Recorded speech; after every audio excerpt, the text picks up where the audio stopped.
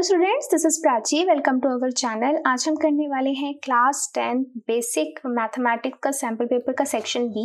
अगर अभी तक आप लोगों ने सेक्शन ए की वीडियो मिस कर दी है तो आई सजेस्ट एक बार जरूर देखिए, जिसका लिंक मैं आई बटन पर डाल दूंगी। ऑल्सो सेक्शन बी में कवर करने हैं हमें क्वेश्चन नंबर 21 से लेकर क्वेश्चन नंबर 40 तक। और अगर आपको कोई भी पर्टिकुलर क्वेश्चन देखना है तो उसकी मैं टाइम स्टैम्प डाल दूंगी डिस्क्रिप्शन बॉक्स में। आप वहाँ पर जाके क्लिक करेंगे तो आपका क्वेश्चन वहीं से स्टार्ट हो जाएगा। ऑल्सो आपको अभी तक किसी भी चैप्टर में कोई भी प्रॉब्लम है तो मैं उन सभी चैप्टर्स की प्लेलिस्ट का लिंक भी डिस्क्रिप्शन बॉक्स में डाल दूंगी। आप वहाँ पर जाके क्लिक करेंगे तो आपको वो चैप्टर मिल जाएगा। तो स्टार्ट करते हैं विद सेक्शन बी का first question, that is 21st। The parameter of a semi circular protector whose radius is r is। सबसे पहले हमें क्या बोला गया है, हमसे पूछा गया है कि पैरामीटर क्या होगा एक सेमी सर्कुलर प्रोटेक्टर का। ना व्हाट इज प्रोटेक्टर? आप लोग यूज करते हैं प्रोटेक्टर जब आप लोगों को कोई एंगल मेजर करना होता है, ऐसे इस तरीके से ये होता है प्रोटेक्टर, है ना। सेंटर में ऐसे फिर इस तरीके से आप उसकी एंगल मेजर करते हैं, राइट। ठीक है, तो ये एक क्या है, एक सेमी सर्कुलर है, तो हमें इसका पैरामीटर फाइंड करना है और इसका हमें रेडियस दे रखा है r। रेडियस क्या होता है, ये चीज, दिस इज r। तो हमें इसका क्या फाइंड करना है, parameter. Now what is parameter? Parameter क्या होता है? पैरामीटर का मतलब होता है कि जो भी आउटर भी आपकी जो लाइनिंग है उन सबका सम, ठीक है। जो बाउंड्री होती है ना उसकी लेंथ, सिंपल लैंग्वेज में मैं लिख देती हूँ, लेंथ ऑफ बाउंड्री, ठीक है, लेंथ ऑफ बाउंड्री, ये होता है आपका पैरामीटर। नाउ यहाँ बाउंड्री कौन कौन सी है, एक तो ये वाला पोर्शन है और एक ये वाला पोर्शन है, ठीक है। तो ये पोर्शन किसके अंदर आता है, सेमी सर्कल में आता है। तो पैरामीटर ऑफ सेमी सर्कल क्या होता है, parameter of semi circle. Semi circle की बाद में बात करते हैं। Most of the students know कि सर्कल का पैरामीटर क्या होता है, क्या होता है 2πr। और पैरामीटर को हम सरकमफ्रेंस भी बोलते हैं जब हम सर्कल की बात कर रहे होते हैं, ठीक है। और ये होता है सर्कल का। नाउ हम बात करें सेमी सर्कल की, यानी कि हाफ की, तो सर्कल के लिए हम क्या कर देंगे, हाफ कैंसिल हो गया, क्या आ गया आपके पास, πr। Now parameter of semi circle क्या आ गया, πr। ये कौन सा पोर्शन आया, सिर्फ ये वाला पोर्शन आया। अभी कौन सा पोर्शन बचा है, ये लाइन भी तो बची है, क्योंकि बाउंड्री के अंदर ये भी आ रहा है और ये भी आ रहा है।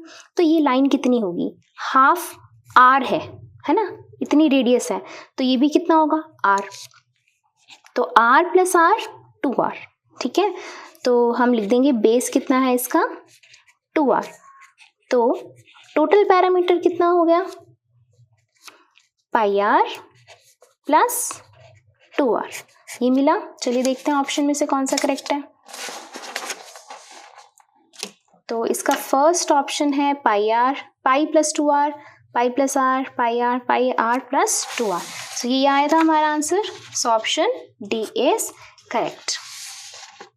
तो नेक्स्ट करते हैं question. If PE denotes a probability of an event then, हमें बताना है इनमें से कौन सी चीज़ करेक्ट है। तो सबसे पहली बात, अगर आप लोगों ने प्रोबेबिलिटी के बारे में इंट्रोडक्शन वीडियो नहीं देखी है, वैसे तो मैंने सभी चैप्टर्स का लिंक नीचे डाल दिया है डिस्क्रिप्शन बॉक्स में, बट अगर अभी तक आप लोगों ने प्रोबेबिलिटी के इंट्रोडक्शन वीडियो मिस हो गई है तो उस पर्टिकुलर वीडियो का लिंक मैं आई बटन पर डाल दूंगी। वो बहुत इंपॉर्टेंट है, उससे बहुत सारे MCQ को क्वेश्चंस बन सकते हैं। आप वहाँ पर आई जस्ट एक बार जरूर देखें वो वीडियो। तो यहाँ पर हमें बोल रखा है कि जो प्रोबेबिलिटी है वो कहाँ से कहाँ तक लाई करती है। जो मैंने आपको ऑलरेडी एक्सप्लेन किया हुआ था कि प्रोबेबिलिटी किसी चीज़ की 0 भी हो सकती है और प्रोबेबिलिटी किसी चीज़ की 1 भी हो सकती है। ऑल्सो प्रोबेबिलिटी की जो जितनी भी वैल्यू होती है हमेशा 0 से ग्रेटर या 0 के इक्वल और हमेशा लेस देन 1 या इक्वल टू 1 होती है। और क्यों होती है, वाई, इसका रीज़न के लिए आपको इंट्रोडक्शन वीडियो देखनी पड़ेगी, बिकॉज इस वीडियो में मैं आपको इतनी ज़्यादा एक्सप्लेनेशन नहीं दे सकती हूँ। सो कौन सा ऑप्शन करेक्ट लगा है आपको? So option C is correct. तो ये था क्वेश्चन 22। चलिए करते हैं नेक्स्ट क्वेश्चन। तो अब पढ़ते हैं question 23। In triangle ABC angle B equals to 90 degree and BD जो है वो परपेंडिकुलर है AC पर एंड AC दे रखा है 9 सेंटीमीटर, AD दे रखा है 3 सेंटीमीटर और हमें बताना है BD किसके इक्वल है। तो सबसे पहले हम ड्रॉ कर लेते हैं फिगर। ABC एक ट्राइंगल है, सो मैंने ड्रॉ कर लिया A, B एंड C और एंगल B जो है वो 90 डिग्री है। BD जो है वो परपेंडिकुलर है AC पर, BD is perpendicular on AC, तो दिस इज D, राइट। और हमें बोला गया है AC जो है वो 9 सेंटीमीटर है, तो AC this is complete 9 centimetre और AD बोला गया है 3, यानी कि यहाँ से लेकर यहाँ तक ये कितना है 3 सेंटीमीटर है। अगर ये 3 है, ये टोटल 9 है, तो ये कितना हो जाएगा 6 हो जाएगा। चलिए इतनी इंफॉर्मेशन तो हमें मिल गई, राइट। और हमें क्या फाइंड करना है, हमें फाइंड करना है दिस थिंग, BD हमें फाइंड करना है, ठीक है। तो ऐसे क्वेश्चंस में हम क्या करते हैं, सबसे पहले हम देखते हैं BD जो है वो किस ट्राइंगल के अंदर आ रहा है। वो ABD में भी आ रहा है, BCD में भी आ रहा है, ठीक है। और हमें किस किस जो है साइड्स की हमें इंफॉर्मेशन गिवन है, हमें AD की पता है, DC की हमने फाइंड कर ली थी और AC की हमें पता है, ठीक है। अगर मैं इन दोनों में से कोई एक ट्राइंगल, मान लेते हैं हम ये वाला ट्राइंगल ही ले लेते हैं और एक ट्राइंगल ले लेते हैं बड़े वाला ABC, ठीक है। तो मैं यहाँ लिख देती हूँ in triangle ADB and triangle ABC, इन दोनों को अगर मैं सिमिलर प्रूफ कर दूं, है ना, सिमिलर प्रूफ करने के बाद क्या कर सकते हैं, मैं ऐसे लिख सकती हूँ उसको, फिर इसकी साइड्स को रेशो में लिखकर जो जो चीज़ें मुझे दी होंगी उसको प्रोपोर्शन में लिखकर क्रॉस मल्टीप्लाई करके क्या पता BD की वैल्यू आ जाए, है ना। तो स्टार्ट करते हैं इसको सिमिलर प्रूफ करना। सिमिलर प्रूफ करने के लिए हम क्या कर सकते हैं, सिमिलर प्रूफ करने के लिए सबसे इजी क्या होता है, 2 एंगल ढूंढ लो जो इक्वल हो, है ना। तो ट्राइंगल देखिए ADB में और ABC में कौन कौन से 2 एंगल्स इक्वल हैं। एक तो दोनों में एंगल A आ रहा है, तो हम लिख देते हैं angle A equals to angle A, why, क्योंकि दोनों में कॉमन है। और ADB में एंगल जो D है वो 90 डिग्री है और ABC में एंगल B 90 डिग्री है, तो एंगल D इक्वल हो गया किसके, एंगल B के। तो हम लिख सकते हैं ईच 90 डिग्री, ठीक है। तो अब क्या करेंगे, ट्राइंगल हम लिख सकते हैं ADB सिमिलर है, किसके सिमिलर है, एंगल A किसके इक्वल आया था, एंगल A के इक्वल आया है, ठीक है। एंगल जो D है वो किसके इक्वल आया है, एंगल B के आया है, ठीक है। और ADB, अब यहाँ पर ध्यान से देखिए, हम ये नहीं लिखेंगे कि B के इक्वल है, ADB में B की सिर्फ इस पोर्शन की बात हो रही है ना। तो यहाँ पे क्या बच गया, C बच गया, तो वो इसके इक्वल हो जाएगा ऑटोमेटिकली। तो हम C लिखते हैं बाय एंगल क्राइटेरिया, ठीक है। तो हमने ये सिमिलर प्रूफ कर दिया। अब सिमिलर प्रूफ करने के बाद नेक्स्ट स्टेप क्या है, नेक्स्ट स्टेप हम करेंगे इसको प्रोपोर्शन में लिखेंगे। कैसे लिखते हैं, AD by AB is equal to DB by BC is equal to AB by AC, AB by AC, ठीक है। नेक्स्ट अब देखते हैं हमें किस किस चीज की इंफॉर्मेशन गिवन है। AD हमें दे रखा है 3, AB हमें नहीं दिया हुआ तो AB लिख देंगे। DB यानी कि BD हम वो तो हमें फाइंड करना है, एंड BC हमें नहीं दिया हुआ, AB भी नहीं दिया हुआ है, and AC is 9 centimetre, right, 9 हो गया, ठीक है। हमें किसकी वैल्यू चाहिए, हमें चाहिए वैल्यू DB की, है ना। इन्होंने बोला ना कि then BD equals to, BD का मतलब क्या है, BD बोलो या DB बोलो एक ही बात है, ठीक है। तो मुझे इसकी वैल्यू फाइंड करनी है। दैट मीन्स अगर मैं इन दोनों को सॉल्व करती हूँ तो इसके लिए मेरे पास इन दोनों की वैल्यू होनी चाहिए थी, है ना।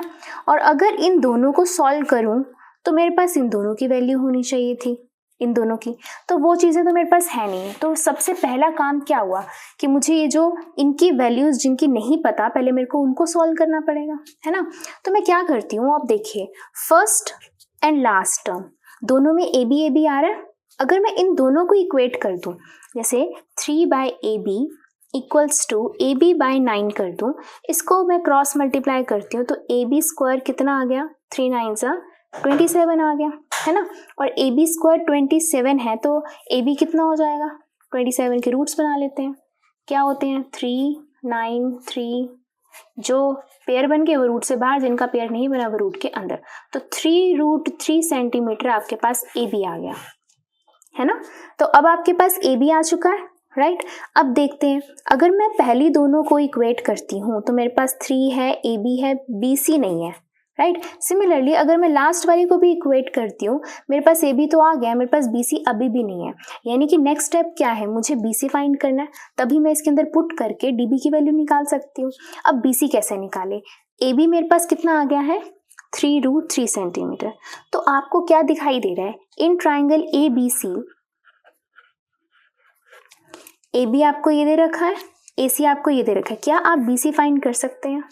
यस, कैसे? 7th 8th से पढ़ते आ रहे हैं, बाय पाइथागोरस। क्यों? क्योंकि ये 90 डिग्री के सामने वाली ए सी क्या हो जाएगी, हाइपोटेन्यूज। तो हम लगाते हैं by Pythagoras theorem, hypotenuse square is equal to perpendicular square plus base square. Hypotenuse कितना है ए सी, परपेंडिकुलर कितना है ए बी, और बेस क्या है बी सी। तो ए सी कितना है 9, A B square, A B हमने 3√3 निकाला है, और ए बी स्क्वायर हमें ऑलरेडी पता है दैट इज 27 है, तो हम सीधा लिख देते हैं 27। एंड बी सी स्क्वायर ये हो गया 81, ये प्लस का इधर आके क्या हो जाएगा माइनस का। तो 81 में से 27 माइनस करिए, ये आ जाएगा 54, ये आ गया बी सी का स्क्वायर। लेकिन हमें चाहिए बी सी की वैल्यू चाहिए, तो हम अगेन 54 के क्या बना लेंगे, फैक्टर्स बना लेंगे। तो ये आ गया 2 पे 27, देन 3, 9, 3, 3, ये आ गया, ठीक है। अब किसके पेयर बन रहा है, सिर्फ 3 का पेयर बन रहा है, 2 और 3 का पेयर नहीं बन रहा। तो रूट से क्या बाहर निकलेगा, सिर्फ एक 3, और 3 2 जा 6 रह जाएगा रूट के अंदर। तो ये आ गई बी सी की वैल्यू, ठीक है। अब हमारे पास ए बी की भी वैल्यू आ चुकी है, अब हमारे पास बी सी की भी वैल्यू आ चुकी है। अब चाहे आप फर्स्ट 2 को इक्वेट करके सॉल्व कर लो, या फिर लास्ट 2 को करके देख लो। तो मैं फर्स्ट को करके देख रही हूँ।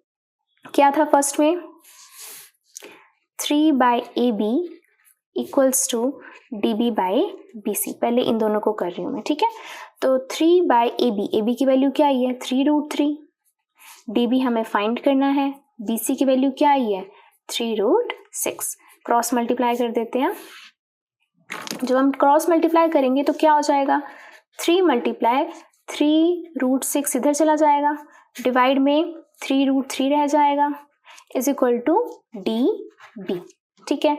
अब देखिए 3 से 3 कैंसिल, √3 एंड √6 हम कैसे कैंसिल कर सकते हैं, ये किस क्या हो जाएगा कैंसिल होके, √2 हो जाएगा। अगर आपको ये चीज़ नहीं समझ में आ रही है तो आप ऐसे भी लिख सकते हो 6 को √3 इंटू √2, ठीक है। तो जब इसको कैंसिल करेंगे तो क्या बचेगा √2, तो क्या बच गया आपके पास 3√2 centimetre equals to D B.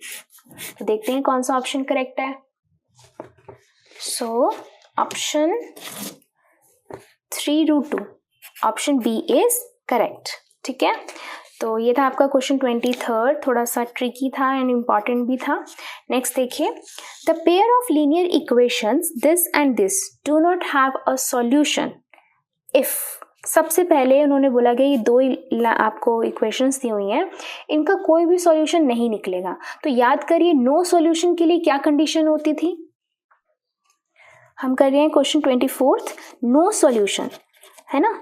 No solution के लिए क्या कंडीशन थी, a1/a2 equals to b1/b2 but is not equal to c1/c2, है ना। और ये क्या होते हैं a1 b1 c1, ये सब चीज़ें क्या होती हैं। फर्स्ट इक्वेशन लिखिए 3x plus 5y equals to 3, second equation लिखिए 6x plus ky equals to 8, ठीक है। तो यहाँ पर फर्स्ट इक्वेशन में x का कोफिशिएंट इज a1, ठीक है, वो कितना है 3 है, एंड फर्स्ट इक्वेशन में y का कोफिशिएंट b1 होता है एंड कांस्टेंट होता है c1। सिमिलरली सेकेंड इक्वेशन में x का कोफिशिएंट होता है a2 और y का कोफिशिएंट होता है b2 जो यहाँ पर k है, और कांस्टेंट होता है ये, this is c2 that is 8, ठीक है। तो हमारे पास ये कंडीशन होती है, ओके। उन्होंने बोला इनके कोई सॉल्यूशन नहीं है, अगर क्या हो k की वैल्यू हमें फाइंड करनी है। तो सबसे पहले हमें पता होना चाहिए a1/a2 इक्वल होना चाहिए b1/b2 के। तो क्या है a1 है आपके पास 3, तो मैं यहाँ पे लिख रही हूँ A1 अपॉन में A2 का रेशो दैट इज 3/6, कैंसिल होके आ गया आपके पास 1/2। अब मैं लिख रही हूँ B1 अपॉन में B2 का ratio, B1 is 5, B2 is K, ये आ गया 5/K। ठीक है, तो अब क्या है, अब हमने क्या करना है, इन दोनों को इक्वेट करना है, दोनों इक्वल होने चाहिए, तो दोनों को इक्वल कर दो। A1 अपॉन में A2 equals to B1 upon में B2, ये आया 1/2 और ये आया 5/K। क्रॉस मल्टीप्लाई, K की वैल्यू कितनी आ गई, 10। ठीक है, तो इस आंसर का मतलब क्या है, इस आंसर का मतलब ये है कि K की वैल्यू 10 होनी चाहिए, तभी ये नो सॉल्यूशन आएगा। अगर K की वैल्यू 10 नहीं होगी तो देखिए, अगर K की वैल्यू 10 नहीं होगी तो रेशो इसका 1/2 नहीं आएगा, है ना। अगर 1/2 नहीं आएगा तो A1 अपॉन में A2 इक्वल नहीं हो पाएगा B1 अपॉन में B2 के, तो नो सॉल्यूशन वाली कंडीशन सेटिस्फाई नहीं होगी। तो हमारे पास K की वैल्यू कितनी आई है, 10। देखते हैं कौन सा ऑप्शन करेक्ट है। So option B is correct, K is equal to 10 आया है, राइट। नेक्स्ट देखिए question, if circumference of a circle increases from 2 pi to 4 pi then its area dash the original area, यानी कि अगर एक circle का circumference क्या होता है, उसकी लेंथ ऑफ बाउंड्री होता है ना, अगर वो इंक्रीज कर जाए, पहले तो 2 पाई था फिर हो जाए 4 पाई हो जाए, है ना, तो उसका जो एरिया है वो पहले वाले सर्कल के कितना होगा, हाफ होगा, डबल होगा, 3 टाइम्स होगा या 4 टाइम्स होगा। तो चलिए इसको सॉल्व करते हैं, कैसे करेंगे इसको देखते हैं। सर्कमफ्रेंस ऑफ अ सर्कल, तो सबसे पहले सर्कमफ्रेंस होता क्या है सर्कल का, 2 पाई आर होता है ना, तो पहले कितना था सर्कमफ्रेंस उसका, 2 पाई था, तो तब आर कितना निकला, 2 पाई से 2 पाई कैंसिल, आर आ गया 1, है ना। ये तो पहले वाले सर्कल की बात थी। तो जब न्यू हुआ तब कैसा सर्कमफ्रेंस था, 4 पाई, लेकिन फॉर्मूला क्या होता है, 2 पाई आर होता है, और सर्कमफ्रेंस कितना आ गया, 4 पाई। अब क्या होगा, पाई से पाई कैंसिल, 2 ने इसको कैंसिल किया, अब आर आ गया आपके पास 2, है ना, यानी कि रेडियस क्या हो गया हमारा, डबल हो गया। अब पहले वाले का एरिया निकाल लेते हैं। एरिया ऑफ सर्कल क्या होता है, पाई आर स्क्वायर होता है, तो पाई आर का स्क्वायर, 1 का square is 1, that is pi आ गया आपके पास, पाई स्क्वायर यूनिट्स। मैंने ऐसा क्यों लिखा स्क्वायर यूनिट्स, स्क्वायर एरिया के लिए, यूनिट्स मतलब मेरे को नहीं पता कि वो सेंटीमीटर में है या मीटर में है, क्योंकि उन्होंने सेंटीमीटर मीटर नहीं दिया, सिर्फ ये बोला कि 2 पाई से 4 पाई हो गया, तो मैंने आर लिख दिया 1, यहाँ आर लिख दिया मैंने 2। ठीक है, अब नए वाले का एरिया फाइंड करते हैं, पाई आर स्क्वायर, अब ये वाला आर कौन सा है, 2 का square, that is 4 pi square units. तो अब पहले वाला तो पाई था, जो नया वाला आया वो आया 4 पाई, यानी कि कितने टाइम्स हो गया, 4 टाइम्स हो गया, है ना। तो अब ये कौन सा ऑप्शन करेक्ट आएगा, D. So option D is correct. देखिए बहुत सिंपल था, हमें सर्कमफ्रेंस बोला हुआ था पहले वाले का भी दूसरे वाले का, तो दोनों के सर्कमफ्रेंस यूज करके मैंने पहले वाले का भी रेडियस निकाल लिया और नए वाले सर्कल का भी रेडियस निकाल लिया। पूछा था हमसे एरिया, तो उस रेडियस का यूज करते हुए पहले वाले का भी एरिया निकाल लिया और न्यू वाले का भी एरिया निकाल लिया। जैसे एरिया निकाला तो मुझे पता चल गया कि पहले वाले से 4 टाइम्स ज्यादा है। ठीक है, चलिए नेक्स्ट करते हैं क्वेश्चन। तो अब नेक्स्ट क्वेश्चन है आपके पास question 26। Given that sine theta is equals to a by b, then tan theta is equal to, सबसे पहले आपको याद होना चाहिए साइन टैन ये सब चीजें किसके इक्वल होती हैं, याद करिए, पंडित, बद्री, प्रसाद, हर हर भोले, सोना चांदी तोले। ठीक है, इसका क्या मतलब था, sine equals to perpendicular by hypotenuse, cos equals to base by hypotenuse, tan equals to perpendicular by base. तो अब यहां से मेरे को पता चल रहा है, मेरे को दे रखा है साइन थीटा किसके इक्वल दे रखा है, a by b के, है ना, और यहां से मुझे पता है साइन किसका रेशियो परपेंडिकुलर बाय हाइपोटेन्यूज का है, तो परपेंडिकुलर बाय हाइपोटेन्यूज ये हो गया। जैसे ही मेरे को परपेंडिकुलर और हाइपोटेन्यूज पता चल गया ना, तो मैं इसका यूज करके ना ट्राइंगल बना सकती हूँ।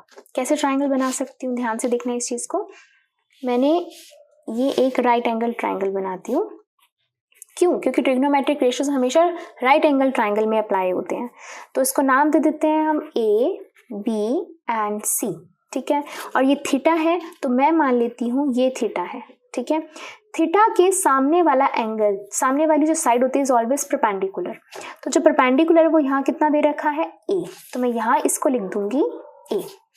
90 के सामने वाली जो साइड होती है वो होती है हाइपोटेन्यूज। तो यहाँ हाइपोटेन्यूज कितनी दे रखी है? B. So it is B, right. Okay, इतनी इंफॉर्मेशन मुझे मिल गई। मुझे फाइंड क्या करना है? टैन। टैन किसके इक्वल होता है? टैन थीटा इक्वल होता है परपेंडिकुलर बाय बेस के। Tan theta is equal to perpendicular by base, ये रहा, ठीक है। परपेंडिकुलर क्या है यहाँ पर? BC that is equal to A, और बेस क्या है? AB। अब AB तो हमारे पास है नहीं, है ना। परपेंडिकुलर है BC और बेस है आपका AB। तो tan theta is equal to BC तो आपके पास A है बट AB की वैल्यू आपके पास नहीं है ना। तो मुझे फाइंड करनी है AB की वैल्यू। कैसे करेंगे AB की वैल्यू फाइंड? ध्यान से देखना है इस चीज को। ये एक राइट एंगल ट्राइंगल है जिसके अंदर परपेंडिकुलर है, हाइपोटेन्यूज है, बेस निकालना है। तो क्या यूज करेंगे? Yes, by Pythagoras theorem, that is hypotenuse square is equal to perpendicular square plus base square. Hypotenuse क्या है? BC का स्क्वायर, सॉरी B का स्क्वायर, ठीक है। परपेंडिकुलर क्या है आपके पास? A, दैट इज A का स्क्वायर प्लस बेस क्या है आपके पास? AB का स्क्वायर, ठीक है। तो ये हो गया B स्क्वायर, ये प्लस का इधर आके हो गया माइनस, ये हो गया AB का स्क्वायर। अब AB स्क्वायर है तो यहाँ क्या लग जाएगा? रूट लग जाएगा। तो AB की वैल्यू कितनी आ गई? Root B square minus A square. एक और चीज आपको बताना चाहूंगी मैं, कई बच्चे इसको क्या लिख देते हैं, अच्छा यहाँ रूट है, यहाँ पर स्क्वायर है, तो हम लिख देते हैं B minus A is equal to AB। ये गलत है, ये कंप्लीटली गलत है, ठीक है। हम अलग अलग इसको कैंसिल नहीं कर सकते। अगर ये ऐसे लिखा होता ना, B माइनस A का होल स्क्वायर और फिर रूट होता, तब स्क्वायर से हम रूट को कैंसिल कर सकते थे, बट हम सेपरेट कैंसिल नहीं कर सकते हैं, ठीक है। अगर ये होता तो ये कैंसिल होकर क्या हो जाता? B माइनस A आ जाता, बट ये नहीं होता B माइनस, ये एज इट इज रहता है। तो यहाँ पर अब AB की वैल्यू क्या आ गई आपके पास? Root B square minus A square. तो ये आ गया आपका आंसर। देखते हैं कौन सा ऑप्शन करेक्ट है। ऑप्शन इन्होंने लिखा है A upon A square minus B square, लेकिन हमारा B square minus A square है, तो ये option D is correct, A by B square minus A square, right. चलिए करते हैं नेक्स्ट क्वेश्चन। नेक्स्ट 27th क्या कहता है? If x is equal to 2 sine square theta and y equals to 2 cos square theta plus 1, then x plus y is, वो किसके equal है? तो उसको सॉल्व कर लेते हैं, बहुत ईजी है ये। तो हमें फाइंड करना है x plus y equals to, x की वैल्यू क्या दे रखी है? 2 sine square theta plus y की वैल्यू क्या दे रखी है? 2 cos square theta plus 1, 2 cos square theta plus 1, ठीक है। अब इसमें से और इसमें से क्या चीज कॉमन आ रही है? 2 कॉमन आ रहा है, तो 2 कॉमन ले लीजिए। क्या बचेगा? Sign square theta plus cos square theta, और ये 1 अलग से रहेगा, ठीक है। अब आपने फर्स्ट आइडेंटिटी पढ़ी हुई है ट्रिग्नोमेट्रिक रेशियोज की, क्या कहता है? Sine square theta plus cos square theta किसके इक्वल होता है? यस, 1 के इक्वल होता है।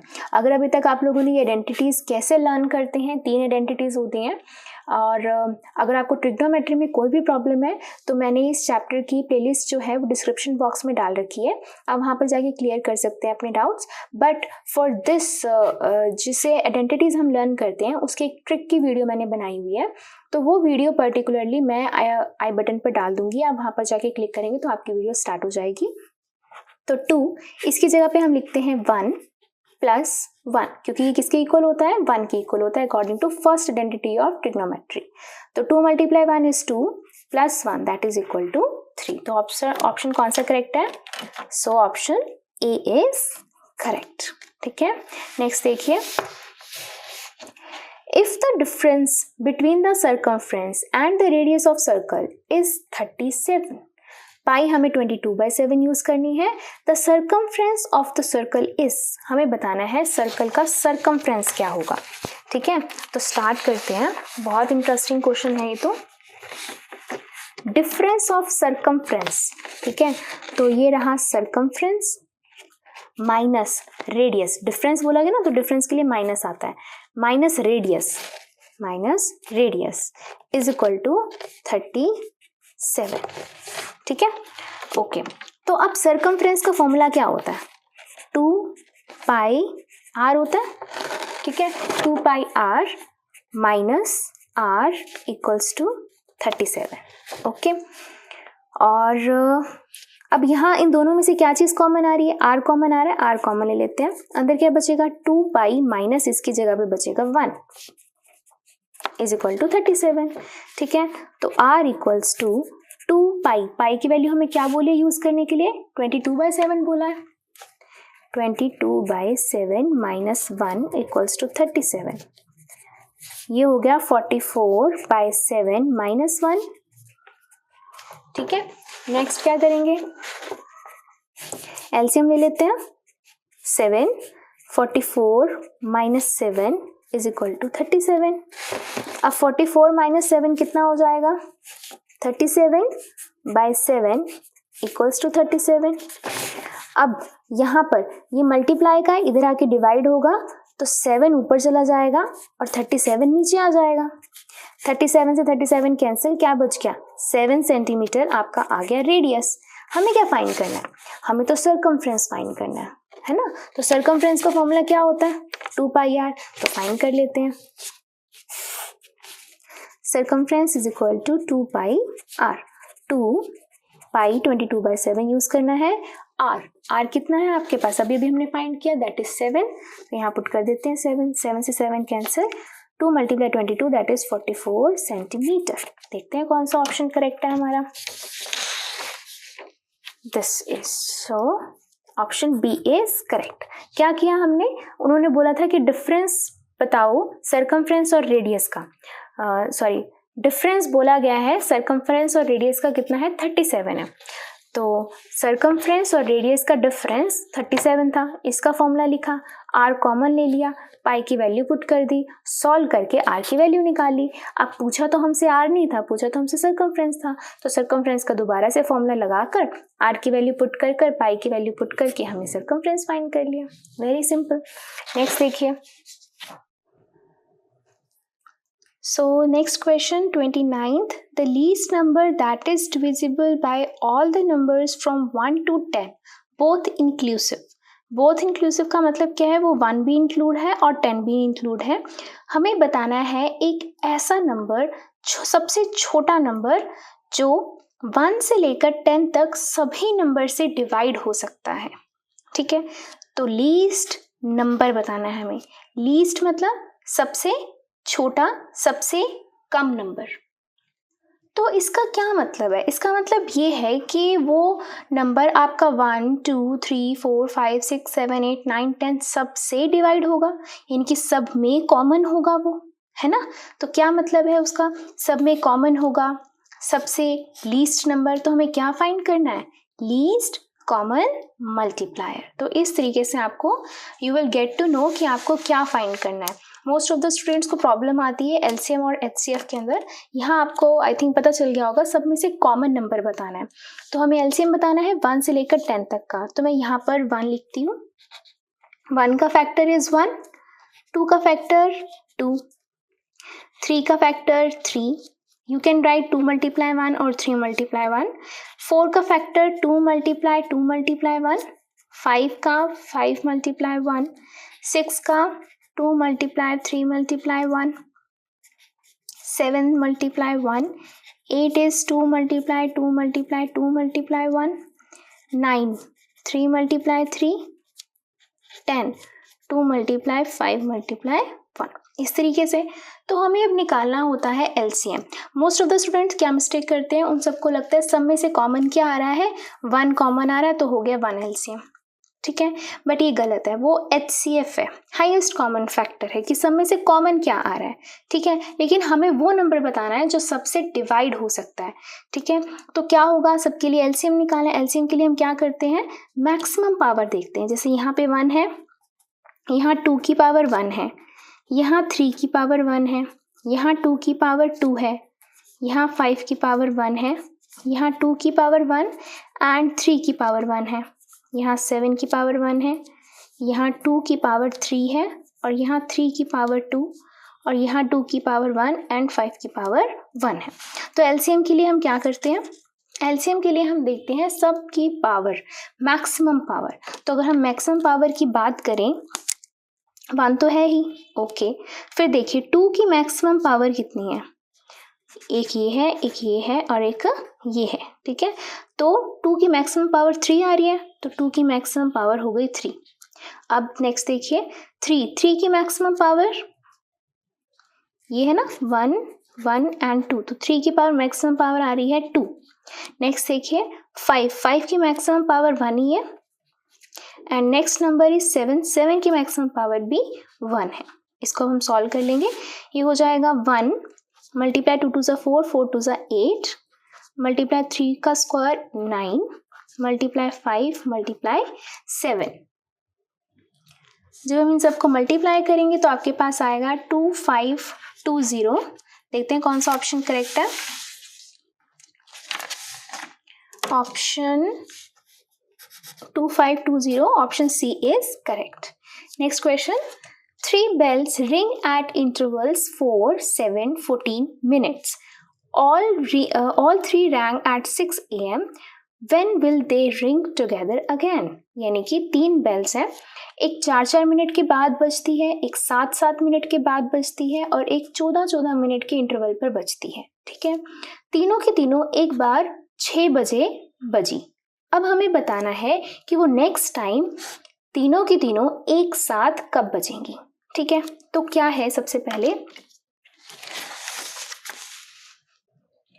तो इसको अगर हम डिटेल में पढ़ें तो जो फर्स्ट बेल थी वो कैसे बज रही थी, 4-4 के इंटरवल पे बज रही थी। पहले 4 मिनट में, फिर अगले, फिर 8 और फिर 12 मिनट बाद बजेगी, फिर 16 मिनट बाद बजेगी, ऐसे 20 एंड सो ऑन, ठीक है।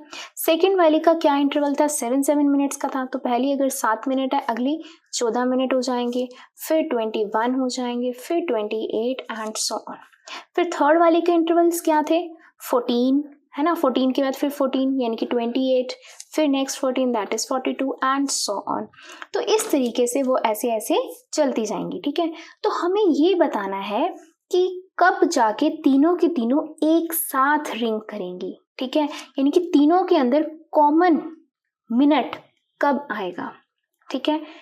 सबसे पहले बताना है हमें, है ना, सबसे पहले कॉमन मिनट कौन सा आएगा, यानी कि लीस्ट कॉमन मल्टीप्लायर सबसे पहले बताना है। तो लीस्ट हो गया, कॉमन बताना है तो कॉमन मल्टीप्लायर।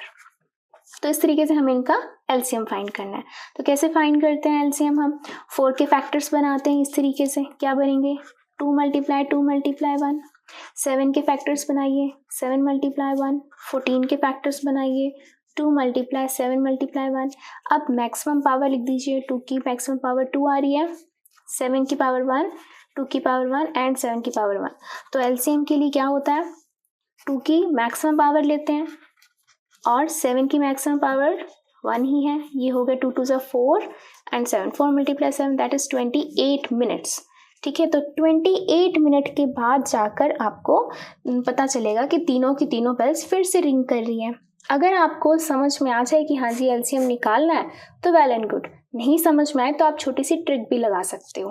कैसे लगा सकते हो, देखिए वो हर 4 मिनट के बाद बज रही है ना, तो 24 नेक्स्ट आएगा, 28 नेक्स्ट आएगा और फिर 32 नेक्स्ट आएगा, है ना।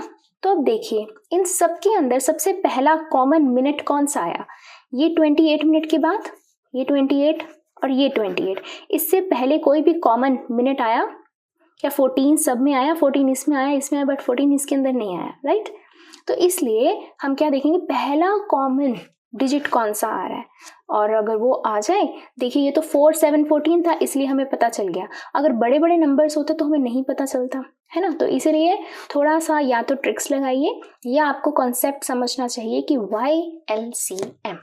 तो चलिए देखते हैं अब कौन सा इसका ऑप्शन बनेगा। हमने निकाला है 28 मिनट्स के बाद, है ना।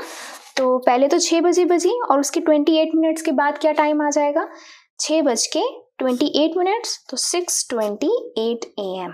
सो ऑप्शन सी इज करेक्ट। चलिए करते हैं next question, question 31st। What is the age of father if the sum of the age of father and his son in years is 65 and twice the difference of their age in years is 50? तो हम क्या करते हैं ऐसे questions में, पहले questions को दोबारा समझते हैं। What is the age of father? हमें फादर की एज बतानी है।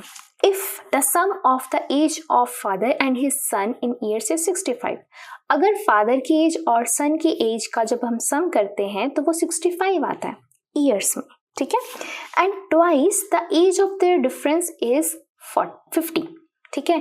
यानी कि अगर उनके जो डिफरेंस है उसका अगर हम डबल कर दें, ट्वाइस कर दें, तो वो 50 है।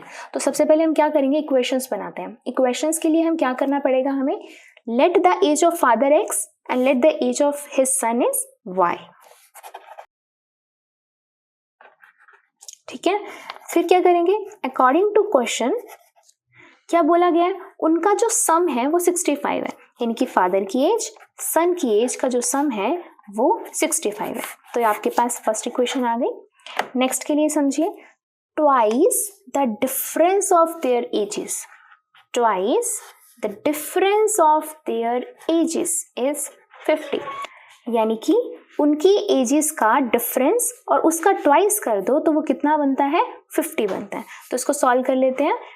2 है, इधर आके मल्टीप्लाई में इधर आके क्या हो जाएगा, डिवाइड में, तो क्या आ जाएगा, x minus y is equal to 50/2 that is 25। तो x minus y is equal to 25। Again ये आपके पास आ गई सेकेंड इक्वेशन।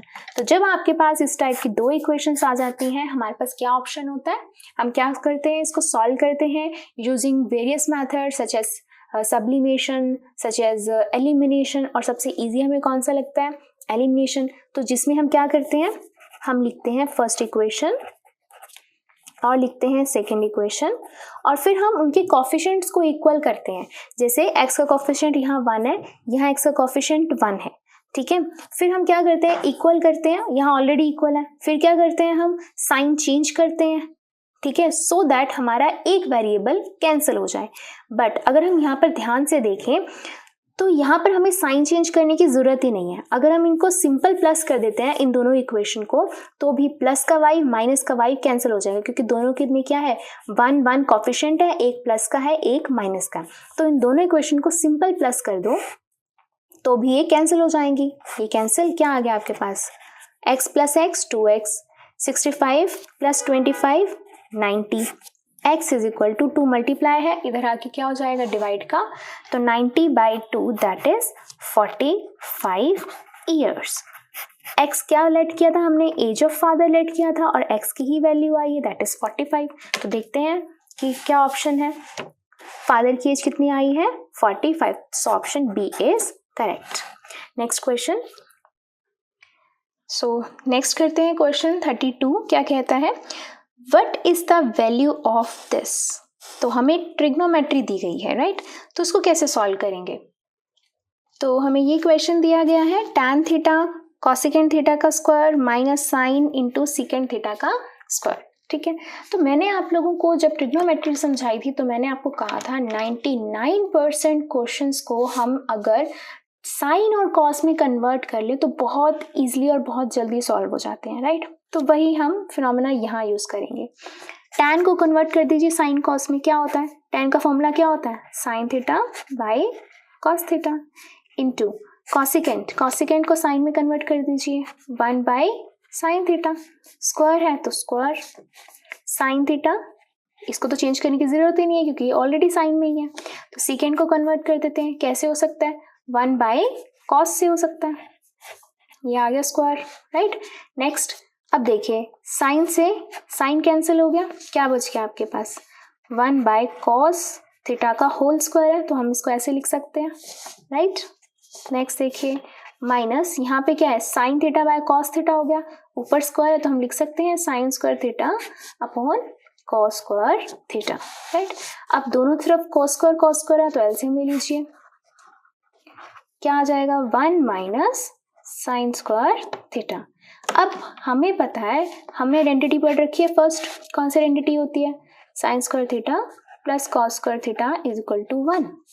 तो 1 जब हम cos square theta is equal to 1 में से अगर ये प्लस इधर आके क्या हो जाएगा माइनस, तो 1 माइनस साइन स्क्वायर थीटा की वैल्यू क्या आ रही है cos स्क्वायर थीटा, तो यहाँ हम पुट कर देंगे cos square theta divide by cos square theta, cancel होके 1। कई बच्चे क्या करते हैं कैंसिल करके आंसर 0। सो थोड़े से बेसिक्स आपके क्लियर होने चाहिए। तो कैंसिल करके क्या आता है 1 आता है, डिवाइड में 1 आएगा। अगर इस तरीके से होता ना cos square theta minus cos square theta, वो कैंसिल होकर 0 आता, बट डिवाइड करेंगे तो क्या आएगा 1 आएगा। ठीक है, so option C is correct. So next question 33 क्या कहता है, the parameters of two similar triangles are 26 centimetre and 39 centimetre, the ratio of their areas will be. हमें पैरामीटर दे रखा है दो सिमिलर ट्राइंगल्स का और हमें बोला गया है कि उनका रेशियो निकालना है, एरियाज का रेशियो फाइंड करना है। ठीक है, तो सबसे पहले सिमिलर ट्राइंगल्स में अपनी कन्वीनियंट के लिए बना लेते हैं। ठीक है, तो मान लेते हैं ये है ए, ये है बी, सी, ये है डी, ये है ई और ये है एफ। हमें बोला गया है कि ट्राइंगल ये दोनों सिमिलर है। मान लेते हैं triangle A B C similar है ट्राइंगल डी ई एफ के। ठीक है, तो जब ये सिमिलर होते हैं इसका क्या मतलब होता है, इसका मतलब ये होता है कि इनका जो एरिया का जो रेशियो होता है ना बाय एरिया थ्योरम, यस हम यहाँ लिखेंगे बाय एरिया थ्योरम, वो क्या कहती है थ्योरम कि इनके एरिया का जो रेशियो होता है वो किसके इक्वल होता है, इनकी कॉरेस्पॉन्डिंग साइड्स के रेशियो के स्क्वायर के इक्वल। तो A B by D E का whole square, B C by E F का whole square and A C by D F का होल स्क्वायर, राइट। तो ये इसके इक्वल होता है। अब हमें दिया क्या है, हमें दिया गया है पैरामीटर। पैरामीटर क्या होता है, सम ऑफ ऑल साइड्स, है ना। तो इसका पैरामीटर दे रखा है हमें 26 और इसका पैरामीटर हमें दे रखा है 39, यानी कि A B plus B C plus A C is 26 and D E plus E F plus D F is 39। Okay, अगर हमें कोई एक साइड दी होती है ना, जैसे मान लो ये हमें दिया होता 4, ये हमें दिया होता 6, तो हम क्या लिखते हैं यहाँ पे 4/6 का स्क्वायर करके हम आंसर निकाल लेते। बट हमें पैरामीटर दिया हुआ है, हमें साइड्स नहीं दी हुई है। ठीक है, तो अब हम क्या करें, सोचिए इस चीज को थोड़ा। यहां मैं आपको एक एग्जाम्पल देकर समझाना चाहूंगी। देखिए, ये एक ट्राइंगल और ये एक ट्राइंगल। ठीक है, मान लेते हैं इसकी साइड्स हैं 2, 4, 6 और इसकी साइड्स हैं वो है 6, 12 एंड 18। ठीक है, ये मैंने क्यों ली ये साइड्स, क्योंकि हमें पता है कि इसकी कॉरेस्पॉन्डिंग साइड्स का जो रेशियो होता है वो सेम होता है। जैसे ये इसके इक्वल हो गई तो 2/6 आ जाएगा, ये इसके रेशियो के इक्वल होगा तो ये हो जाएगा 4/12 और ये वाली साइड इस वाली साइड के रेशियो के इक्वल होगी, दैट इज 6/18। तो अब देखिए सबको कैंसिल करेंगे तो क्या आएगा 1/3, 1/3 एंड 1/3, है ना। अब एक और चीज देखिए, अगर मैं इसका पैरामीटर निकालूं तो क्या बनेगा, 2 + 4 6, 6 + 6 12। ठीक है, इसका देखिए 6 + 12 18, 18 + 18 36। तो 12 को इसको कैंसिल किया तो भी तो क्या आया रेशो 1/3, यानी कि पैरामीटर का भी रेशो किसके इक्वल आया, साइड्स के रेशो के इक्वल आया, है ना। तो अब हम क्या कर सकते हैं, साइड्स के रेशो को हम रिप्लेस कर सकते हैं पैरामीटर के रेशो से। कैसे, देखिए एरिया ABC अपॉन में area DEF is equal to parameter of first triangle divide by parameter of second triangle के होल स्क्वायर के इक्वल। ठीक है, तो हम साइड्स के रेशो के इक्वल हम पैरामीटर का रेशो भी लिख सकते हैं। तो पैरामीटर कितना दे रखा था हमें, पहले का 26, दूसरे का 39 का स्क्वायर। अब इसको कैंसिल कर देते हैं, 13 2 जा 13 3 जा, तो 2/3 का होल स्क्वायर दैट इज 4/9। तो देखते हैं कौन सा ऑप्शन करेक्ट आ रहा है। So option D is correct, 4:9। तो ये था क्वेश्चन 33। नेक्स्ट चलिए करते हैं next question 34th। There are 20 vehicles, car and motorcycles in parking area, and if there are 56 wheels together, how many cars are there? तो उन्होंने बोला है 20 व्हीकल कार्स एंड मोटरसाइकिल्स हैं, ठीक है, और उन सब के टोटल व्हील्स जो हैं वो 56 हैं। तो how many cars are there, cars कितनी है। देखिए ये क्वेश्चन आपका, देखिए इसमें कुछ भी फॉर्मूला नहीं लगना है, इसमें सिर्फ और सिर्फ आपका एप्टीट्यूड लगना है कि आपको कितना मैथ्स आता है या कितनी आपकी प्रेजेंस ऑफ माइंड है। ठीक है, तो 20 व्हीकल्स हैं टोटल और 56 व्हील्स हैं। मोटरसाइकिल के कितने व्हील्स होते हैं 2 और कार के कितने होते हैं 4। तो अभी मेरे को नहीं पता वहाँ कार कितनी है और वहाँ पर मोटरसाइकिल कितने, तो मैं मान लेती हूँ जो कार्स है ना वो x है। ठीक है, तो मोटरसाइकिल्स कितनी हो जाएंगी, मोटरसाइकिल हो जाएंगी टोटल 20 व्हीकल्स हैं, अगर x कार है तो मोटरसाइकिल कितनी हो जाएंगी, 20 में से माइनस कर दो, यानी कि अगर कार वहाँ पे 5 खड़ी हैं तो मोटरसाइकिल कितनी होंगी 15 होंगी, तो फिर 20 में से 5 माइनस किया तभी तो पता चला ना कि 15 होंगी। तो कार मैंने मान लिया x है, तो मोटरसाइकिल्स कितनी हो जाएंगी 20 माइनस x हो जाएंगी। ठीक है, अब एक कार के कितने व्हील हैं 4 व्हील्स हैं, है ना, तो total wheels by the car, ठीक है 4x हो जाएंगे, यानी कि कार अगर वहां पे 5 खड़ी हैं और 4 एक के व्हील हैं तो टोटल व्हील्स बाय कार कितने हो जाएंगे 5 × 4 20 हो गए, है ना। तो अगर x कार है तो टोटल वहां पे व्हील्स जो कार के हैं वो कितने हो जाएंगे 4x हो जाएंगे, प्लस बाइक के जो मोटरसाइकिल है उसके कितने होंगे, उसके 2 होते हैं एंड नंबर ऑफ मोटरसाइकिल्स हमने कितनी मानी है 20 माइनस x मानी है, इज इक्वल टू टोटल हैं कितने व्हील्स वहां पर 56 व्हील्स हैं, तो ये हो गए 56। तो देखिए यहाँ पर हमने सिर्फ अपने दिमाग से इक्वेशन बनाई है, राइट। तो ये हो गया 4x, आगे इसको 2 को मल्टीप्लाई कर देते हैं, ये हो गया 40 minus 2x is equal to 56। 4x minus 2x 2x, 56 plus का 40 इधर आके माइनस का 40, ये हो गया 16 and 16 divide by 2 that is 8। तो वहां पे कार कितनी खड़ी है, वहां पे कार खड़ी है 8। So option A is correct. Next देखते हैं question. A man goes 15 metre due west and then 8 metre due north, how far is he from the starting point. तो जब कभी भी आपके पास ऐसे नॉर्थ साउथ वेस्ट के ऐसे क्वेश्चंस आते हैं तो हम क्या करते हैं, हम सबसे पहले डायरेक्शंस वाला हम कंपास बनाते हैं। कैसे बनाते हैं, हम इस तरीके से ऐसे एरो लगाएंगे और अलॉट करेंगे direction east west north and south. ठीक है, अब उन्होंने क्या बोला, जैसे जैसे बोला हम वैसे वैसे चलेंगे। मैन जो है वो 15 मीटर जाता है वेस्ट की तरफ, तो मान लेते हैं मैन जो है वो यहाँ से स्टार्ट कर रहा है और वेस्ट की तरफ जा रहा है 15 मीटर, तो ये हो गया 15 मीटर। अब देन 8 मीटर ड्यू नॉर्थ, अब वो नॉर्थ की तरफ जा रहा है 8 मीटर, नॉर्थ इधर है तो ये जा रहा है 8 मीटर नॉर्थ की तरफ। अब मैन यहाँ पे खड़ा हुआ है, right. How far is he from the starting point, जो स्टार्ट उसने यहाँ से किया था, अब स्टार्टिंग पॉइंट से लेकर वो कितनी दूर है, तो हमें ये बताना है, राइट। तो अगर मैं इसको नाम दे देती हूँ O A and B, right. Also you know that कि जितनी भी नॉर्थ और वेस्ट जो होती हैं ये क्या होते हैं 90 डिग्री पे होती है हमेशा, ये परपेंडिकुलर होता है, ये परपेंडिकुलर होता है, ये सब परपेंडिकुलर होता है। जैसे ही मैंने ये 90 पुट करा यहाँ पर, आई होप आपको समझ में आ गया होगा कि हमने OB कैसे फाइंड करना है। Yes, very easy, by Pythagoras theorem. तो हम लगाएंगे in triangle ABO by Pythagoras theorem. 90 के सामने वाली हाइपोटेन्यूज होती है, hypotenuse square is equal to perpendicular square plus base square. Hypotenuse is OB square जो हमें फाइंड करनी है, perpendicular is 8 and base is 15। तो OB स्क्वायर हमें फाइंड करना है, 8 का स्क्वायर इज 64 एंड 15 का square is 225। OB square is equal to, इसको प्लस कर देते हैं, ये आ गया 289। अब OB इक्वल्स टू रूट 289, जिसका हम स्क्वायर रूट निकालेंगे तो वो आता है आपके पास 17 मीटर। तो यानी कि अब जो मैन है वो स्टार्टिंग पॉइंट से कितनी दूर है, 17 मीटर दूर है। तो देखते हैं कौन सा ऑप्शन करेक्ट है हमारा। Option C is correct, 17 metre, right. Next question, what is the length of an altitude of equilateral triangle of side 8 centimeter? तो सबसे पहले इसकी फिगर ड्रॉ कर लेते हैं। इक्विलेटरल ट्राइंगल, तो मैं एक ड्रॉ कर लेती हूँ इक्विलेटरल ट्राइंगल।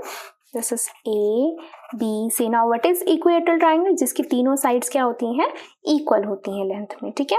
और साइड इसकी दे रखी है 8 सेंटीमीटर, तो ये भी 8 सेंटीमीटर होगा, ये भी 8 होगा और ये भी 8 होगा। What is the length of an altitude. Now what is altitude, altitude होता है height and height is always perpendicular, ठीक है। तो इसको नाम दे देते हैं डी। तो मुझे फाइंड करनी है value of A D. Now A D is the altitude of this equilateral triangle, ठीक है। तो ए डी फाइंड करना है हमको। ए डी जो है वो किस ट्राइंगल में आ रहा है, वो इस ट्राइंगल में भी आ रहा है, इस ट्राइंगल में भी आ रहा है, तो हम दोनों में से कोई भी ट्राइंगल यूज कर सकते हैं। सो अगर मैं ट्राइंगल यूज करती हूँ ए बी डी, जिसके अंदर मेरे को दे रखा है A B 8 centimetre, A D मुझे फाइंड करना है, और बी डी कैसे फाइंड कर सकते हैं, बी सी जो है वो 8 सेंटीमीटर है ना। और क्या मैं कह सकती हूँ बी डी जो होगा वो इसका हाफ होगा, 4 सेंटीमीटर होगा, है ना। हाँ जी, हम कह सकते हैं और होता भी है। क्यों? क्योंकि इट इज़ अ प्रॉपर्टी कि इक्विलेटरल ट्राइंगल का जो एल्टीट्यूड होता है वो क्या होता है, इसका परपेंडिकुलर बाइसेक्टर होता है। इक्विलेटरल ट्राइंगल का एल्टीट्यूड जो होता है वो परपेंडिकुलर बाइसेक्टर होता है। परपेंडिकुलर बाइसेक्टर का मतलब क्या होता है, तो परपेंडिकुलर है ही, बाइसेक्टर का मतलब होता है वो जिसके ऊपर पड़ रहा है, जो बेस है जिसके ऊपर वो फॉल कर रहा है वो इक्वल पार्ट में उसको कट करता है। तो अगर ये 8 है तो ये 4 होगा और ये भी 4 होगा, ठीक है। Okay, so it is 8, it is 4, A D हमें फाइंड करना है। क्या यूज करेंगे, पाइथागोरस यूज करेंगे। तो in triangle A B D hypotenuse square, ये 90 के सामने वाला hypotenuse square, perpendicular square plus base square, hypotenuse is A B, perpendicular is A D and base is B D. A B क्या है 8, ए D हमें find करना है, B D कितना है 4। नेक्स्ट 64, ये हो जाएगा 16, 64 minus 16 is equal to A D square. इसमें से इसको माइनस कर लेते हैं, तो ये आ गया आपके पास 48 ए डी स्क्वायर। लेकिन हमें ए डी की वैल्यू चाहिए तो हम 48 के क्या बनाएंगे, फैक्टर्स बनाएंगे। तो ये 2, 24, 2, 12, 2, 6, 2, 3, ये फैक्टर्स बना लिए हमने। अब जिनका पेयर बन जाएगा वो रूट से बाहर, जिनका पेयर नहीं बनेगा वो रूट के अंदर। तो एक 2 का पेयर बन गया, एक 2 का पेयर बन गया, ये रूट बाहर, ये रूट से बाहर, ये रूट से बाहर, और 3 रहेगा रूट के अंदर। तो 2 2 जा 4, रूट के अंदर रहा 3 सेंटीमीटर। ये आ गई आपकी ए डी की वैल्यू, दैट इज एल्टीट्यूड। तो देखते हैं कौन सा ऑप्शन करेक्ट है, 4√3। So option C is correct, 4√3।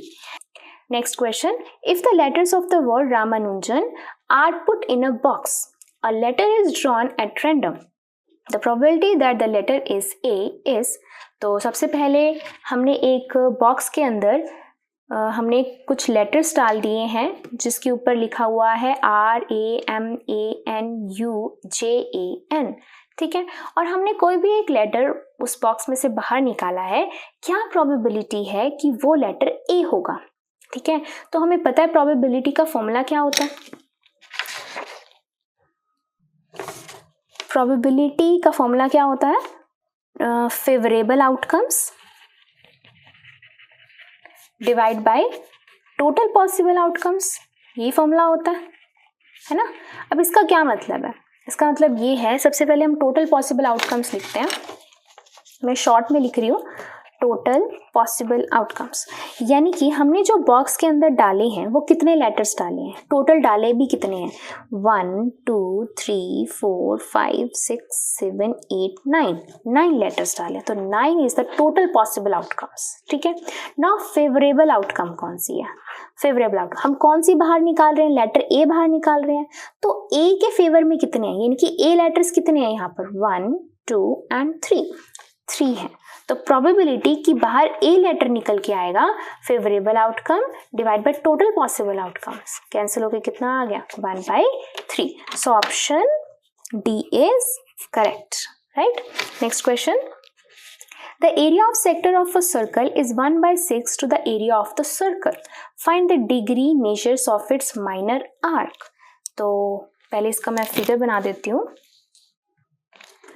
तो सबसे पहले वो क्वेश्चन में कह रहे हैं कि जो एक सर्कल का जो सेक्टर है ना, सबसे पहले मैं आपको बता देती हूँ, ये रहा एक सर्कल, ठीक है। सेक्टर क्या होता है कि सेंटर से हमने क्या किया, एक पीस कट कर दी, एक स्लाइस कट कर दी, ठीक है। दिस इज अ सेक्टर, तो मैं इसको नाम दे देती हूँ AOB। सो ये है एक सेक्टर जिसे हम बोलेंगे माइनर सेक्टर। छोटा है ना, ये वाला भी तो है, ये बड़ी स्लाइस हो गई, ये हो गया मेजर सेक्टर, ये हो गया minor sector.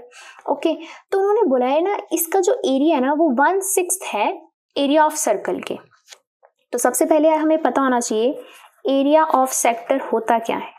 Area of sector AOB याद करिए, ये है आपका चैप्टर 12th। अगर चैप्टर 12th में भी आपको दिक्कत है कि सेक्टर क्या होते हैं, सेगमेंट क्या होती है, आर्क क्या होती है, ये सब में अगर प्रॉब्लम है तो मैंने डिस्क्रिप्शन बॉक्स में 12th चैप्टर की प्लेलिस्ट डाली हुई है, आप वहाँ पर जाके क्लिक करेंगे तो आपका चैप्टर वहीं से स्टार्ट हो जाएगा। ऑल्सो अगर आपको सिर्फ इंट्रोडक्शन में प्रॉब्लम है तो मैं 12th चैप्टर की इंट्रोडक्शन की वीडियो आई बटन पे डाल दूंगी, आप वहाँ पर क्लिक करेंगे तो आपकी वीडियो वहीं से स्टार्ट हो जाएगी। नाउ एरिया ऑफ सेक्टर क्या होता है, theta upon 360 pi r square. Now what is theta? Theta is the angle made by two radius. Now what is r? R is the radius, that is center से जो line आ रही है ये radius होता है, ठीक है। अब उन्होंने बोला है कि ये जो एरिया ऑफ सेक्टर है ना, ये जो है वो 1/6 है, 1/6 है किसके, एरिया ऑफ सर्कल के। Now what is area of circle, pi r square। तो अब सिर्फ इतनी सी चीज समझिए, area of sector is 1/6 to the area of circle. Okay, अब हम फाइंड कर लेते हैं थीटा, क्योंकि उन्होंने बोला ये है कि find the degree measures of the minor arc. Minor arc क्या होती है, ये वाली आर्क। अब ये कितनी एंगल बना रही है, कितने डिग्री का एंगल बना रही है, बस वही थीटा हमें फाइंड करना। तो देखिए, पाई से पाई कैंसिल, r स्क्वायर से r स्क्वायर कैंसिल, क्या बच गया आपके पास, थीटा अपॉन 360, ये बच गया 1/6। क्रॉस मल्टीप्लाई करेंगे, थीटा आ जाएगा 360 डिवाइड बाय 6, कैंसिल होके आ गया आपके पास 60 degree. So option which one is correct, option B is correct. Next question देखते हैं। So next question 39th, a vertical stick 20 meter long cast a shadow 10 meter long on the ground. At the same time, a tower cast a shadow of 50 meter long. What is the height of the tower? तो सबसे पहले हम figure बना लेते हैं। A vertical stick जो कितनी है, 20 मीटर लॉन्ग है, तो ये है 20 मीटर लॉन्ग स्टिक, जिसकी जो शेडो बनाती है, परछाई बनाती है 10 मीटर की। ये बना दी उसने परछाई 10 मीटर की, ठीक है। तो ये हो गया ABC, ये हो गई वर्टिकल स्टिक और उसने बना दी ये शेडो, ठीक है। ओके, तो क्या आपको ये, अगर मैं इसको ज्वाइन कर दूं तो क्या आपको एक ट्रायंगल दिखाई दे रहा है, और वर्टिकल है, वर्टिकल का मतलब क्या होता है, 90 डिग्री टू द ग्राउंड, है ना। ओके, तो हमें एक ट्रायंगल मिल गया। नेक्स्ट देखिए, at the same time a tower cast a shadow of 50 metre. तो एक टावर है, ये मैंने टावर बना दिया, ये शेडो कास्ट करता है कितनी, 50 मीटर लॉन्ग, ये रही 50 मीटर लॉन्ग, तो DEF नाम दे देते हैं इसको, ठीक है। तो ये शेडो कास्ट कर रहा है 50 मीटर की, हमें बतानी है height of tower, this is height of tower, ठीक है। तो ये भी क्या बन गया, एक ट्रायंगल बन गया, राइट। तो अब ध्यान से देखिए इस चीज को, ये भी टावर है, वर्टिकल टावर है, दिस शुड बी 90 डिग्री। अब देखिए, ये ट्रायंगल है आपके पास और ये ट्रायंगल है। अगर ये दोनों ट्रायंगल मैं सिमिलर प्रूव कर दूं तो इसकी साइड्स को मैं रेशो में लिख सकती हूँ। साइड्स रेशो में आएंगी, क्रॉस मल्टीप्लाई करके h की वैल्यू आ जाएगी, है ना। तो क्या करने वाले हैं हम, सबसे पहले करेंगे triangle ABC and triangle DEF, ठीक है। इन दो ट्रायंगल्स की बात करें, इनको हमने सिमिलर प्रूफ करना है ना। नाउ सिमिलर प्रूफ करने के लिए सबसे इजी मेथड, कोई दो एंगल इक्वल प्रूफ कर दो। तो यहाँ पे एंगल एक B और एंगल E दोनों क्या है, ईच 90 डिग्री है, तो लिख देते हैं एंगल B है, एंगल E क्या है, ईच 90 डिग्री है। ओके, एक और एंगल ढूंढिए, मिल जाता है तो वेल एंड गुड, नहीं मिलता है तो मैं आपको जस्ट फॉर द नॉलेज में आपको बताना चाहूंगी कि angle C will be equal to angle F। Why, याद करिए, एंगल ऑफ एलिवेशन। ये कहाँ पढ़ा है हमने, ये पढ़ा है हमने 9th चैप्टर में, एप्लीकेशंस ऑफ ट्रिग्नोमेट्री में। तो अगर अभी तक आप लोगों ने 9th चैप्टर नहीं पढ़ा है and you don't know about what is angle of elevation, तो इस चैप्टर की भी प्लेलिस्ट का लिंक मैंने डिस्क्रिप्शन बॉक्स में डाल दिया है, आप वहाँ पर जाके अपनी डाउट्स क्लियर कर सकते हैं। फॉर दिस वीडियो मैं ब्रीफ में बता देती हूँ एंगल ऑफ एलिवेशन क्या होता है। जब कभी भी हम नीचे खड़े होते हैं और ऊपर की तरफ देखते हैं तो उसे हम बोलते हैं एलिवेशन, एंगल ऑफ एलिवेशन। और यहाँ पर क्या बोला गया है, एट द सेम टाइम, ठीक है। एट द सेम टाइम का मतलब क्या है कि वहाँ पे सन है, सन शेडो बना रहा है, ठीक है। तो जितनी वो शेडो बना रहा है उसी टाइम पे एक और टावर खड़ा हुआ है, उतनी वो शेडो बनाएगा, है ना। डिपेंड करता है उसकी हाइट कितनी है। तो यहाँ पर हम लिख सकते हैं angle C equals to angle F, what is sun's elevation भी बोल सकते हैं या एंगल ऑफ एलिवेशन भी बोल सकते हैं। तो हमने इसको सिमिलर प्रूव कर दिया। तो triangle ABC is similar to triangle, now A की इंफॉर्मेशन नहीं है हमारे पास, B किसके इक्वल आया, E के, तो B की जगह पे लिख देंगे हम E, और C किसके इक्वल आया, F, तो ये हो गया F। तो क्या बच गया यहाँ पर, D, राइट। तो इस तरीके से हम नेमिंग करते हैं सिमिलर ट्राइंगल्स की बाय एंगल क्राइटेरिया। अब क्या करेंगे, हम इसकी साइड्स का रेशियो लिख देते हैं, AB by DE is equal to BC by EF is equal to AC by DF। हमें क्या चाहिए, हमें चाहिए DE की वैल्यू, है ना। तो ये आ रहा है AB की क्या वैल्यू है 20, DE की वैल्यू हमें फाइंड करनी है, हमने मान लिया H है। BC की वैल्यू क्या दे रखी है 10, EF की वैल्यू दे रखी है 50, तो हम इसको कंसीडर नहीं कर रहे। क्या करेंगे, हम क्रॉस मल्टीप्लाई कर देंगे, ये हो जाएगा 10H is equal to 20 multiply 50, H is equal to 20 multiply 50, 10 multiply का था, यहाँ आके हो गया डिवाइड का, इसको कैंसिल कर दिया, ये आ गया आपके पास 100 मीटर, यानी कि हमारा जो टावर होगा वो कितना होगा, 100 मीटर होगा, ठीक है। अगर आपको ये सब चीज़ें समझ में आ जाएं तो भी गुड, नहीं समझ में आए, सिर्फ ट्रिक लगानी हो तो आप ये भी देख सकते हैं, जितना हाइट थी उससे आधी शेडो बन रही थी, है ना। जितनी हाइट थी, किसकी हाइट थी ये, स्टिक की, जितनी हाइट थी स्टिक की उससे आधी हमारी शेडो बन रही थी।